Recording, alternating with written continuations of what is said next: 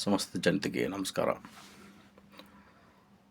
ಯದಾ ಯದಾ ಹಿ ಧರ್ಮಸ್ಯ ಗ್ಲಾನಿರ್ಭವತಿ ಭಾರತ ಅಭ್ಯುತ್ಥಾನಂ ಅಧರ್ಮಸ್ಯ ತದಾತ್ಮಾಯಾಯ ದುಷ್ಕೃತ ಪರಿತ್ರಾಯಾಯ ಸಾಧೂನಾಂ ಧರ್ಮ ಸಂಸ್ಥಾಪನಾರ್ಥಾಯ ಸಂಭವಾಮಿ ಯುಗೆ ಯುಗೆ. ಈ ಒಂದು ಶ್ಲೋಕವು ಮಹಾಭಾರತದಲ್ಲಿ ಭಗವದ್ಗೀತೆಯಲ್ಲಿ ಕಂಡುಬರುವಂಥದ್ದು ಒಂದು ಶ್ಲೋಕ. ಈ ಶ್ಲೋಕವನ್ನು ಸಾಕ್ಷಾತ್ ಶ್ರೀಕೃಷ್ಣ ಪರಮಾತ್ಮ ಅರ್ಜುನನಿಗೆ ಯುದ್ಧ ನಡೆದಿರ್ತಕ್ಕಂಥ ಸಂದರ್ಭದಲ್ಲಿ ರಣಾಂಗಣದಲ್ಲಿ ಈ ವಿಷಯವನ್ನು, ಈ ಶ್ಲೋಕವನ್ನು ಶ್ರೀಕೃಷ್ಣ ಪರಮಾತ್ಮ ಅರ್ಜುನನಿಗೆ ಹೇಳ್ತಾನೆ. ಈ ಶ್ಲೋಕದ ಅರ್ಥ ಏನು ಅಂತಂದರೆ, ಯಾವಾಗ ಈ ಪುಣ್ಯ ಭಾರತ ಖಂಡದಲ್ಲಿ ಅಧರ್ಮ, ಅನ್ಯಾಯ, ಅನೀತಿ, ಅತ್ಯಾಚಾರ, ದೌರ್ಬಲ್ಯ, ಏನು ಅಟ್ಟಹಾಸ ಯಾವಾಗ ಹೆಚ್ಚಿಗೆ ಆಗುತ್ತೋ ಆ ಎಲ್ಲದರ ಒಂದು ನಿರ್ನಾಮಕ್ಕಾಗಿ ನಾನು ಮತ್ತೆ ಹುಟ್ಟಿ ಬರುತ್ತೇನೆ ಅಂತ ಶ್ರೀಕೃಷ್ಣ ಪರಮಾತ್ಮ ಅರ್ಜುನಿಗೆ ಹೇಳಿರ್ತಕ್ಕಂಥ ಶ್ಲೋಕ ಇದು. ಈಗಿನ ಒಂದು ಸಂದರ್ಭಕ್ಕೆ ಇದು ಭಾಳಷ್ಟು ಒಂದು ಅರ್ಥವನ್ನು ಭಾಳಷ್ಟು ಪಡ್ಕೊಳ್ತಾ ಇದೆ. ಯಾಕಂತಂದರೆ ನಮ್ಮ ಸನಾತನ ಸಂಸ್ಕೃತಿಯಲ್ಲಿ ಸಾಕಷ್ಟು ಹಬ್ಬಗಳು ಬರ್ತಾ ಇದ್ದೇವೆ. ಈ ವರ್ಷದ ಕೊನೆಯ ಹಬ್ಬ ಯಾವುದು ಅಂತಂದರೆ ಈ ಹೋಳಿ ಹುಣ್ಣಿಮೆ. ಈ ಹೋಳಿ ಹುಣ್ಣಿಮೆ ಹಬ್ಬವನ್ನು ಭಾರತದಾದ್ಯಂತ ಎಲ್ಲವೂ ಕಡೆ ಆಚರಣೆ ಮಾಡ್ತಾರೆ. ಅದರಲ್ಲಿ ನಮ್ಮ ಉತ್ತರ ಕರ್ನಾಟಕದಲ್ಲಿ ಹೋಳಿ ಹುಣ್ಣಿಮೆ ಭಾಳಷ್ಟು ಒಂದು ಅದ್ಭುತವಾಗಿ, ವಿಶೇಷವಾಗಿ ಆಚರಣೆ ಮಾಡ್ತಾ ಇದ್ದೇವೆ. ಅದರಲ್ಲಿ ಉತ್ತರ ಕರ್ನಾಟಕದಲ್ಲಿ ಧಾರವಾಡ ಜಿಲ್ಲೆ ನವಲಗುಂದದಲ್ಲಿ ಈ ಹುಣ್ಣಿಮೆ ಅನ್ನುವಂಥದ್ದು ಅದ್ಭುತವಾದಂಥ ಒಂದು ಆಚರಣೆಯಾಗಿ ಹೊರಹೊಮ್ತಾ ಇದೆ. ಯಾಕಂತಂದರೆ ಪ್ರತಿ ವರ್ಷ ಹುಣ್ಣಿಮೆಯಂದು ದ್ವಾದಶಿ ದಿವಸದಂದು ಶ್ರೀ ರಾಮಲಿಂಗೇಶ್ವರ ಕಾಮಣ್ಣನನ್ನು ಇಲ್ಲಿ ಪ್ರತಿಷ್ಠಾಪನೆ ಮಾಡಲಾಗುತ್ತದೆ. ಈ ರಾಮಲಿಂಗೇಶ್ವರ ಕಾಮಣ್ಣನ ಪ್ರತಿಷ್ಠಾಪನೆ ವಿಶೇಷತೆ ಏನಂತಂದ್ರೆ, ಈಗ ನಾವು ಹುಟ್ಟೋಕ್ಕಿಂತ ಮುಂಚೆನೂ ಕೂಡ ನಮ್ಮ ತಂದೆ ಮತ್ತು ನಮ್ಮ ಒಂದು ತಾತರವರ ಕಾಲದಿಂದಲೂ ಕೂಡ ಈ ಒಂದು ಶ್ರೀ ರಾಮಲಿಂಗೇಶ್ವರ ಕಾಮಣ್ಣವನ್ನು ಇಲ್ಲಿ ಪ್ರತಿಷ್ಠಾಪನೆ ಮಾಡ್ತಾ ಬಂದಿದ್ದಾರೆ. ಮತ್ತು ಈ ಕಾಮಣ್ಣನ ಶಕ್ತಿ ಎಷ್ಟೈತಂತಂದ್ರೆ ಅದು ಹೇಳಲು ಅಸಾಧ್ಯ. ಹೇಗೆ ಒಂದು ಆಕಾಶದ ಒಂದು ಕೊನೆ, ಸಮುದ್ರದ ಆಳ ಎಷ್ಟು ಇದೆ ಅಂತ ಹೇಳಲಿಕ್ಕೆ ಸಾಧ್ಯ ಇಲ್ಲ. ಅದೇ ಥರ ಈ ನಮ್ಮ ರಾಮಲಿಂಗೇಶ್ವರ ಕಾಮಣ್ಣನ ಮಹಿಮೆ ಅಪಾರವಾದದ್ದಾಗಿದೆ. ಅದಕ್ಕೆ ಸಾಕ್ಷಿ ಏನಪ್ಪ ಅಂತಂದ್ರೆ, ಹೋದ ವರ್ಷ ಸುಮಾರು 14-15 ಲಕ್ಷ ಜನ ನಾಡಿನ ಮೂಲೆಗಳಿಂದ ಈ ನಮ್ಮ ಒಂದು ರಾಮಲಿಂಗೇಶ್ವರ ಕಾಮಣ್ಣನ ಒಂದು ದರ್ಶನಕ್ಕೆ ಬಂದಿರತಕ್ಕಂಥದ್ದು ದಾಖಲೆಯಾಗಿದೆ. ಅಷ್ಟೇ ಅಲ್ಲ, ಈ ಒಂದು ನಮ್ಮ ಈ ಶ್ರೀ ರಾಮಲಿಂಗೇಶ್ವರ ಕಾಮಣ್ಣನ ಒಂದು ಭಕ್ತಿ ಅಥವಾ ಒಂದು ಆಧ್ಯಾತ್ಮಿಕ ಶಕ್ತಿ ಎಷ್ಟೈತೆ ಅಂತಂದರೆ, ನಾ ಹೇಳಿದಂತೆ ಮುಂಚೆ ಆ ಶ್ಲೋಕ ಕೂಡ ಇದಕ್ಕೀಗ ಅನ್ವರ್ಥ ಆಗ್ತಾಯಿದೆ. ಆ ಶ್ಲೋಕದ ಅನುಸಾರವಾಗಿ ಈ ಜಗತ್ತಿನೊಳಗೆ ಅತಿ ವೇಗವಾಗಿ ಭಕ್ತರ ಒಂದು ಮನೋಭಿಲಾಷೆಗಳನ್ನು, ಮನಸ್ಸಿನ ಭಾವನೆಗಳನ್ನು, ನಮ್ಮ ಬೇಡಿಕೆಗಳನ್ನು ಪೂರೈಸ್ತಕ್ಕಂಥ ಯಾವುದಾದ್ರೂ ಒಂದು ದೇವರು ಇತ್ತಪ್ಪ ಅಂತಂದ್ರೆ, ಅತಿ ವೇಗವಾಗಿ ವರ ಕೊಡತಕ್ಕಂಥ ಕರುಣಾಮಯಿ ದೇವರು ಇತ್ತಪ್ಪ ಅಂತಂದ್ರೆ ಅದು ಶ್ರೀ ನವಲಗುಂದದ ರಾಮಲಿಂಗೇಶ್ವರ ಕಾಮಣ್ಣ ಅಂತ ಇವತ್ತು ನಾವು ಪ್ರತಿಯೊಬ್ಬ ಕನ್ನಡಿಗನೂ ಕೂಡ ಹೆಮ್ಮೆಯಿಂದ ಹೇಳ್ಬೋದು. ಅಷ್ಟೊಂದು ಅಪಾರವಾದ ಒಂದು ದೈವಶಕ್ತಿಯನ್ನು ಹೊಂದಿರತಕ್ಕಂಥ ದೇವರು ಅಂತಂದರೆ ಶ್ರೀ ರಾಮಲಿಂಗೇಶ್ವರ ಕಾಮಣ್ಣ. ಇಲ್ಲಿ ಬಂದಿರತಕ್ಕಂಥ ಭಕ್ತರು ಅಪಾರವಾದಂಥ ತಮ್ಮ ಬೇಡಿಕೆಗಳನ್ನು ಪರಮಾತ್ಮನಲ್ಲಿ ಕೇಳಿಕೊಂಡು ಒಂದು ವರ್ಷದೊಳಗಡೆ ತಮ್ಮ ಒಂದು ಬೇಡಿಕೆಗಳನ್ನು ಈಡೇರಿದಂತಹ ಉದಾಹರಣೆಗಳು ಸಾಕಷ್ಟಿವೆ.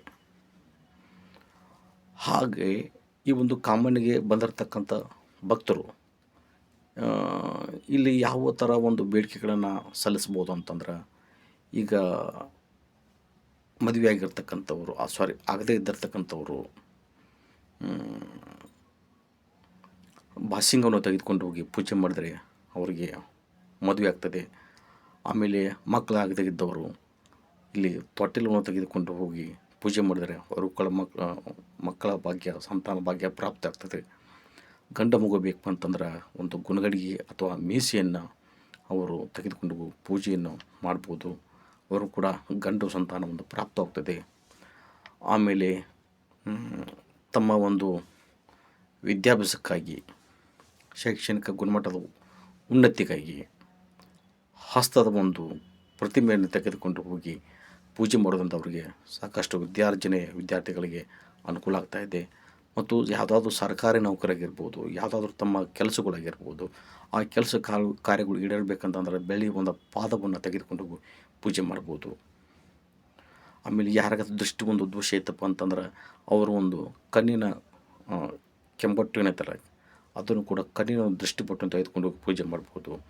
ಅದೇ ಥರ ಯಾರು ಮನೆ ಕಟ್ಟಬೇಕು ಅಂತಕ್ಕಂಥ ಒಂದು ಆಸಕ್ತಿ ಇರುತ್ತಲ್ಲ, ಅವರು ಕೂಡ ಈ ಒಂದು ಬೆಳ್ಳಿಯ ಛತ್ರಿಯನ್ನು ತೆಗೆದುಕೊಂಡು ಹೋಗಿ ಪೂಜೆ ಮಾಡಿ ತಾವು ಭಕ್ತಿಯಿಂದ ಆ ಶ್ರೀ ರಾಮಲಿಂಗೇಶ್ವರನ ಕಾಮಣ್ಣನಲ್ಲಿ ಭಕ್ತಿಯಿಂದ ವಿನಮ್ರವಾಗಿ ಸ್ವಚ್ಛ ಮನಸ್ಸಿಂದ ಬೇಡಿಕೆಗಳನ್ನು ಸಲ್ಲಿಸಿಕೊಂಡು, ಬೇಡಿಕೆಗಳನ್ನು ಕೇಳಿಕೊಂಡು ಆ ಬೆಳೆಯ ಸಾಮಾನುಗಳನ್ನು ತೆಗೆದುಕೊಂಡು ಹೋಗಿ ಪೂಜೆಯನ್ನು ಮಾಡಿ ಅವರು ಇದೇ ಥರ ಮಾಡಿದರು ಅಂತಂದರೆ ಅವ್ರಿಗೆ ಸಾಕಷ್ಟು ಒಂದು ಒಳ್ಳೆಯ ಫಲವನ್ನು ಶ್ರೀ ರಾಮಲಿಂಗೇಶ್ವರ ಕಾಮಣ್ಣ ಕೊಟ್ಟಿರ್ತಕ್ಕಂಥದ್ದು 100, 1000, ಲಕ್ಷ ಉದಾಹರಣೆಗಳು ಇವತ್ತು ನಾವು ನೋಡ್ತಾ ಇದ್ದೇವೆ.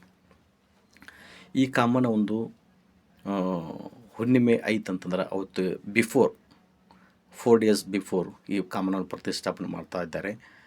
ಈ ಒಂದು ರಾಮಲಿಂಗೇಶ್ವರ ಕಾಮಣ್ಣ 5 ದಿವಸ ಪ್ರತಿಷ್ಠಾಪನೆ ಆಗ್ತಾ ಇದ್ದಾನೆ. 5ನೇ ದಿವಸ ಕೊನೆಗೆ ಇದು ಊರಿನ ತುಂಬೆಲ್ಲ ಸುಮಾರು 12ರಿಂದ 14 ತಾಸುಗಳವರೆಗೆ ಮೆರವಣಿಗೆ ಮಾಡಿ ಈ ಕಾಮಣ್ಣವನ್ನು ದಾನ ಮಾಡ್ತಾಯಿದ್ದಾರೆ.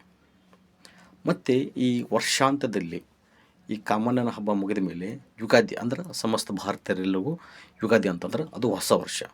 ಆ ಯುಗಾದಿ ಏನು ಬರ್ತೈತಲ್ಲ, ಆ ಯುಗಾದಿ ದಿವಸದಂದು ಶ್ರೀ ರಾಮಲಿಂಗೇಶ್ವರ ಕಾಮಣ್ಣ ಮತ್ತೆ ಮರುಹುಟ್ಟನ್ನು ಪಡೆದುಕೊಳ್ತಾನೆ. ಇದು ಒಂದು ವಿಶೇಷವಾದಂಥ ಒಂದು ಆಚರಣೆ. ನಮ್ಮ ಒಂದು ನವಲಗುಂದದಲ್ಲಿ ನಮ್ಮ ಹಿರಿಯರು ಆಚರಿಸಿಕೊಂಡು ಬಂದಿರತಕ್ಕಂಥ ಅದ್ಭುತವಾದಂಥ ಆಚರಣೆ. ಹೀಗಾಗಿ ಈ ಒಂದು ಕಲಿಯುಗದ ಕಾಮಧೇನು, ಕರುಣಾಮಯಿ, ಜಗತ್ತಿನಲ್ಲಿ ಅತೀ ವೇಗವಾಗಿ ವರವನ್ನು ಕೊಡ್ತಕ್ಕಂತಹ, ಕಷ್ಟವನ್ನು ಕೇಳ್ತಕ್ಕಂತಹ ಯಾವುದಾದ್ರೂ ದೇವರಿದ್ದರೆ ಅದು ನಮ್ಮ ಶ್ರೀ ನವಲಗುಂದದ ರಾಮಲಿಂಗೇಶ್ವರ ಕಾಮಣ್ಣ ಅಂತ ನಾನೇನು ಹೇಳುವಂಥ ಅವಶ್ಯಕತೆ ಏನಿಲ್ಲ. ಸಾಕಷ್ಟು ಜನರು ಇದರ ಬಗ್ಗೆ ಮನವರಿಕೆ ಆಗಿದೆ. ಅವನ ಪವಾಡಗಳ ಬಗ್ಗೆ ಹೇಳ್ತಾ ಹೋದರೆ ಭಾಳಷ್ಟು ಒಂದು ದೊಡ್ಡ ಗ್ರಂಥನ ಆಗ್ಬೋದು. ಆದರೆ ಹೇಳುವಂಥ ಅವಶ್ಯಕತೆಯೂ ಇಲ್ಲ. ಯಾಕಂತಂದರೆ ನಾಡಿನ ಮೂಲೆಗಳಿಂದ ಅಪಾರ ಒಂದು ಜನ ಬಂದು ಪರಮಾತ್ಮನ ಒಂದು ದರ್ಶನವನ್ನು ತೆಗೆದುಕೊಂಡು ಹೋಗ್ತಾ ಇರುವುದೇ ಇದಕ್ಕೆ ಇದಿರ್ತಕ್ಕಂಥ ಒಂದು ಬೃಹತ್ತಾದ ಒಂದು ಸಾಕ್ಷಿ ಅಂತ ನಾವು ಹೇಳ್ಬೋದು. ಹೀಗಾಗಿ ಸಮಸ್ತ ಜನತೆಗೆ ಹೋಳಿ ಹಬ್ಬದ ಹಾರ್ದಿಕ ಶುಭಾಶಯಗಳನ್ನು ಹೇಳ್ತಾ, ಎಲ್ಲರ ಬಾಳಲ್ಲಿಯೂ ಕೂಡ ಕೆಟ್ಟ ಒಂದು ಸಮಯ ದೂರವಾಗಿ ಎಲ್ಲರಿಗೂ ಒಳ್ಳೆಯ ಭಾಗ್ಯವೊಂದು ಆ ಪರಮಾತ್ಮ ರಾಮಲಿಂಗೇಶ್ವರ ಎಲ್ರಿಗೂ ದಯಪಾಲಿಸಲಿ ಅಂತ ನಾನು ಕೇಳ್ಕೊಳ್ತಾ ಇದ್ದೇನೆ. ನನ್ನ ಒಂದು ಇದು ಒಂದು ಯೂಟ್ಯೂಬ್ ಚಾನಲ್, ಆನಂದ್ ನಿರಂತರ ಯೂಟ್ಯೂಬ್ ಚಾನಲ್ ಅಂತೇಳಿ ಸರ್. ನನ್ನ ಈ ಒಂದು ಮಾಹಿತಿ ನಿಮಗೆ ಮನಸ್ಸಿಗೆ ಹಿಡಿಸಿದ್ರೆ ಇದಕ್ಕೆ ಲೈಕ್ ಮಾಡಿ, ಕಾಮೆಂಟ್ ಮಾಡಿ, ಶೇರ್ ಮಾಡಿ, ಆಮೇಲೆ ಬೆಲ್ ಬಟನನ್ನು ಪ್ರೆಸ್ ಮಾಡಿ ಮತ್ತು ಸಬ್ಸ್ಕ್ರೈಬ್ ಮಾಡಿ. ಸಾಕಷ್ಟು ವಿಚಾರಗಳನ್ನು ಹಂಚಿಕೊಳ್ಳುತ್ತಿದ್ದೇನೆ ನಿಮ್ಮ ಜೊತೆಗೆ. ಸಾಕಷ್ಟು ಇನ್ನೂ ವಿಚಾರಗಳನ್ನು ಮುಂದಿನ ದಿನಮಾನಗಳಲ್ಲಿ ನಾನು ಹಂಚಿಕೊಳ್ತಿದ್ದೇನೆ ಹೇಳ್ತಾ, ಎಲ್ರಿಗೂ ನನ್ನ ಮನಸ್ಪೂರ್ವಕವಾದಂಥ ಶುಭಾಶಯಗಳು. ನಮಸ್ಕಾರ.